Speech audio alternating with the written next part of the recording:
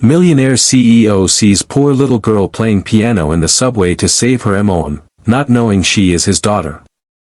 The clatter of shoes on concrete echoed through the New York subway, a restless soundtrack to the city's undercurrent. Most commuters hurried past, eyes glued to their phones, minds wrapped in deadlines. But amid the noise and haste, one sound stood out, a tender, haunting melody rising from a dusty old piano stationed near the 42nd Street station. It was delicate yet bold, played with the kind of emotion that pulled at your soul. The music came from a little girl, no older than 10, with tangled chestnut hair, worn-out sneakers, and fingers that moved across the keys like she'd been born for them. From a distance, Richard Langston watched, frozen. He hadn't planned to stop. He never did. As the CEO of Langston Technologies, a Fortune 500 company, his schedule was wall-to-wall with meetings, flights, and mergers. But that melody, it slowed time. He stepped closer, drawn in by the fragility of the sound and the expression on the girl's face. She wasn't just playing, she was pouring her heart into every note, as if each key held a memory, a prayer, or maybe even a goodbye.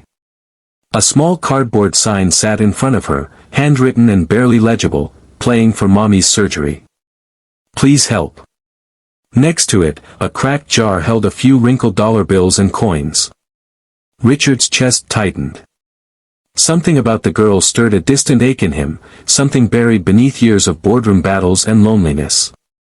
He listened until the last note faded. She glanced up, startled to see someone actually watching her, and offered a shy smile. "Did you like it?" she asked, her voice soft but proud. Richard nodded, words stuck in his throat. "Very much." "What's your name?" "Lila," she said. "Lila Jameson." The name hit him like a brick. Jameson. That had been her mother's last name. Before everything. Before the one mistake he'd never forgiven himself for. 15 years ago, Richard had fallen in love with a woman named Emily Jameson. She was a piano teacher with a laugh like sunlight and a heart that believed in magic. They were young and broke, but they had dreams. Then he got accepted into a tech accelerator in California. Emily was pregnant and scared.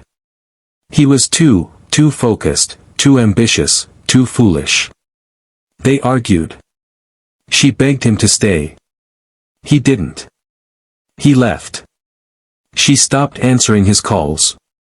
Now, staring at this girl, those eyes, that smile, he saw Emily in every feature.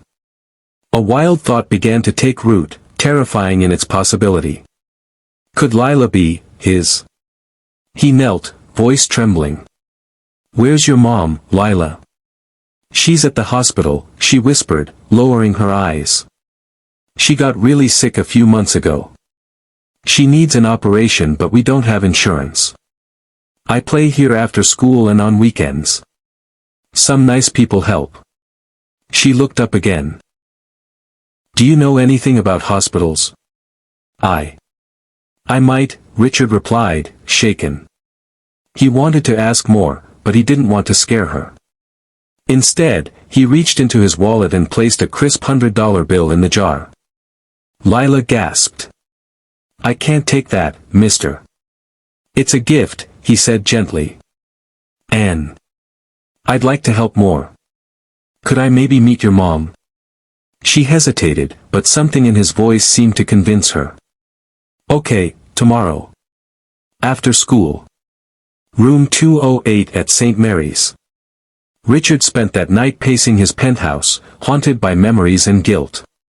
He hadn't tried hard enough. He'd assumed Emily moved on. He'd told himself she didn't want him in her or their child's life.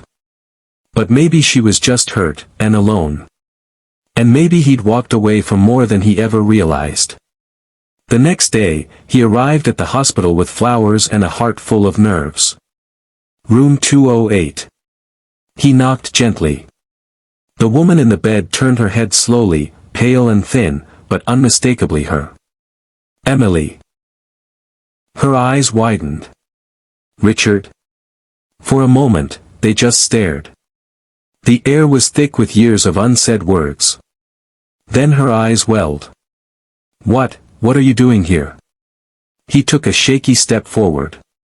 I saw her. Lila. She was playing the piano at the subway, like you used to. She said you were sick. I had to come. Emily smiled weakly, tears slipping down her cheek. She's everything. I never told her about you. I didn't know if you'd want to know.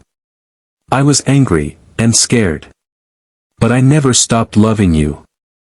Richard sat by her bed, taking her fragile hand.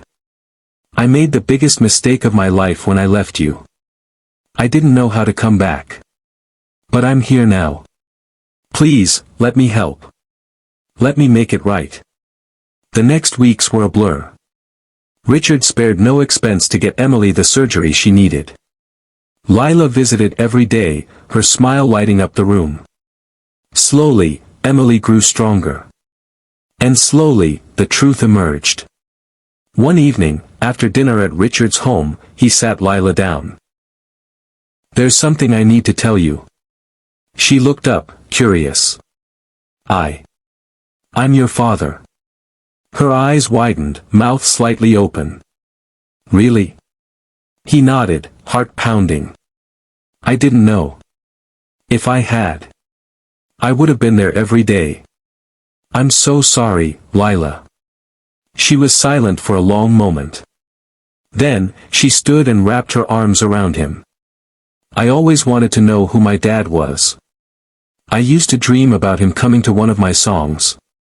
Tears streamed down Richard's face. He held her tighter than he'd ever held anything. I'm here now.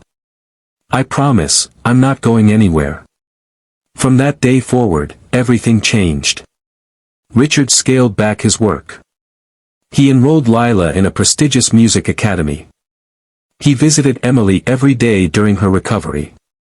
The three of them slowly began stitching together the family they'd lost.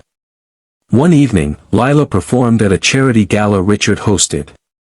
She played the same song from the subway.